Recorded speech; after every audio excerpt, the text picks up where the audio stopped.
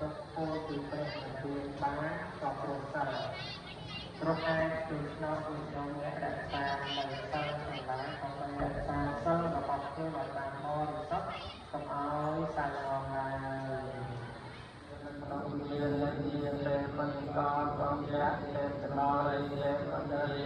មេរភេយៈនិយគងកោសឡងទឹកបឹងទឹកគង្គាគ្រប់ខាងយាយលោកជាមកប្រជុំជាមេយៈទេវតាថែរក្សានិយប្រស្រះត្រង់របស់ដងព្រៃប្រស្រាបានដំណ